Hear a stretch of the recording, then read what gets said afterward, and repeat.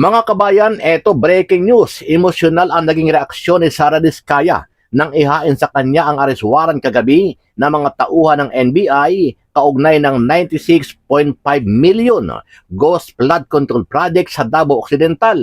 Kabilang sa mga kasong inihain kay Diskaya ay graft at malversation na non-bailable. Ito po, panoorin natin ang emosyonal at tapag-iyak nitong si Sara Diskaya matapos arestuhin ng NBI. Happy, yes! Ma'am, sandali lang po. Sandali lang po, ma'am.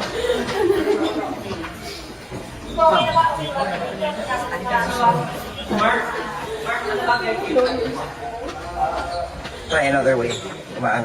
Try another way lang. Okay.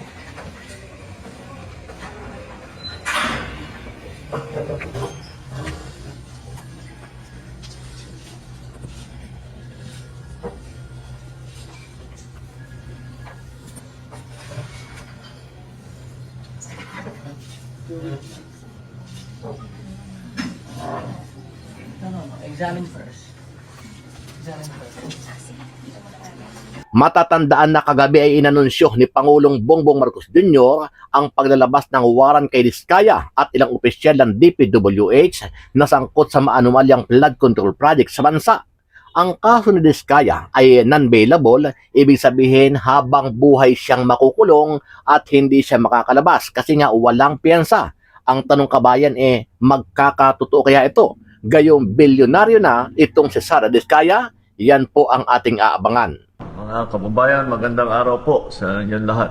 Meron lang po akong update tungkol sa iba't ibang kaso tungkol sa flood control na mga problema sa mga iba't ibang kontrata. Ipapaabot ko po sa inyo na ang 96.5 million na ghost flood project sa Davao Occidental, naglabas na ng warrant of arrest ang korte laban sa 10 pangunahing sangkot dito sa anomalyang ito. Ang mga akusado ay nahaharap sa kasong graft at malversation.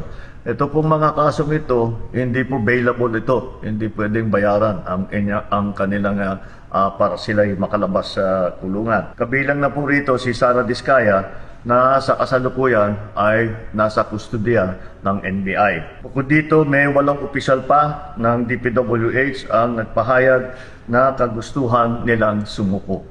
Ito po ay patuloy namin ang gagawin at simula lang po ito at patuloy namin imbestigahan at kakasuhan lahat po ng may kinalaman sa mga iskandalo na nakikita natin sa mga flood control project. At titiyakin po natin na hindi lamang sila ay makakasuhan, kundi maibalik ang pera ng ating mga binayad ng ating mga kababayan ay ibalik sa kaba ng ating bansa. At maraming salamat po at magandang araw po sa inyo. Gandiin ni Pangulong Ferdinand Marcos Jr.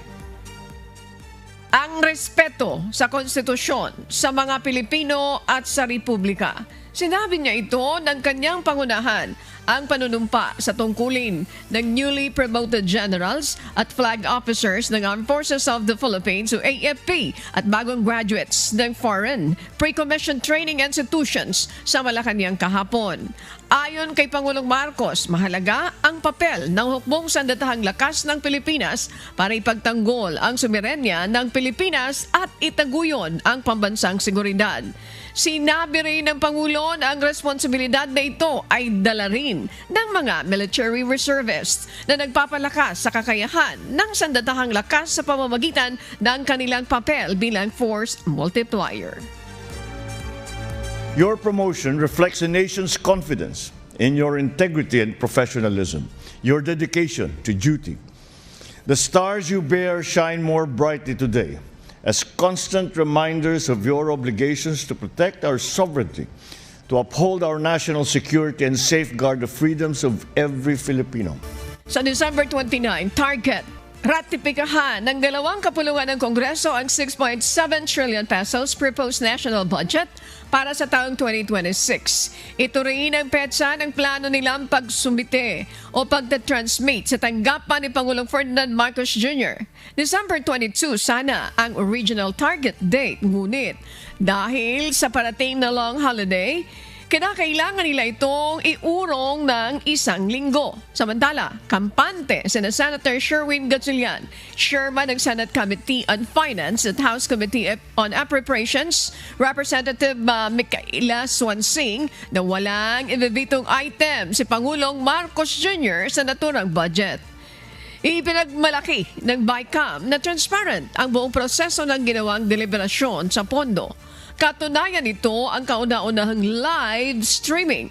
Wala na rin insertion na nangyari na bandang huli o na nangyari na bandang huli ay magugulat na lamang ang marami na may ipinasok na palang item at nagagamit pa sa katiwalian. Based on the timetable ng mga staff, baka 28 ang permahan and 29 ang ratification. Kasi yung pagbabalanse, pagpiprint, kasi we have to reconcile our numbers with theirs. No, so yan, process alone will take 5 days. We just want to give the assurance that the executive has enough time to review. So yun yung na-work out namin with DBM, that while as we finish the agencies, we already start sending to the DBM. So simultaneous na po yung finalization ng enrolled bill ng GAB at yung review ng DBM. Pagkakasyahin ng Department of Public Works and Highways o DPWH ang inaprobahang budget ng Bicameral Conference Committee. Nasa 624 billion pesos ang initially approved budget ng DPWH mula sa House of Representatives. Ngunit 529.6 lamang ang nakapasa sa BICAM. Mas mababa ito ng 94.8 billion pesos sa orihinal na halaga. Ayon kay Secretary Dizon, ang mahalaga para sa kanila ng Pangulo, malinis at magagamit ito ng tama para sa mga proyekto ng ahensya. Sa kabila ng ginawang pagtapya sa kanilang pondo sa susunod na taon, nanindigan ang kalihim na sisiguruhin nila may patutupad ang mga nakalinyang proyekto. Yun ang commitment ng administrasyon ni Pangulong Marcos na itong parating na 2026, kahit na bumaba yan ng 40%, yung budget na yan ay mapupunta lahat sa mga kababayan natin para sa mga tamang project na makakatulong sa kanila. We will make do with what the Senate and the House has approved. Gagawin natin yan. Gagamitin natin ang tama ang budget na ipinagkaloob sa atin ng ating Kongreso. Bob, sa tanggapan ng National Bureau of Investigation sa Pasay mismo, isinagawa yung booking procedure sa kontratistang si Sara Diskaya. Kanina ay nakuhanan na nga siya ng fingerprint at natignan na rin ng doktor. Nakuhanan na rin siya ng mugshot. Sa panayam sa tagapagsalita ng NBI na si Attorney Palmer Malyari, dadalhin si Sara sa detention facility ng NBI sa Bucor, kung saan siya mananatili ngayong gabi. Bukas, nakatakdang humarap sa preliminary investigation na sa DOJ para naman sa reklamong isinampa ng BIR sa paglabag nito sa National Internal Revenue Code. Matapos niyan ay sasamahan ng mga kawani ng NBI si Diskaya sa airport para pumunta naman sa korte sa Cebu.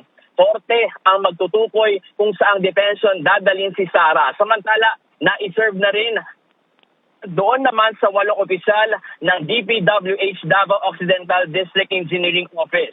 Sa ngayon, Bok, tayo ay nakasunod dito sa convoy ng NBI na patungo nga ng Muntinlupa. Bok. So, Bok, ibig mo sabihin na ang talagang final destination ni Sara Diskaya is Cebu, kung saan nakasampa, kung saan nanggaling kanyang arrest warrant?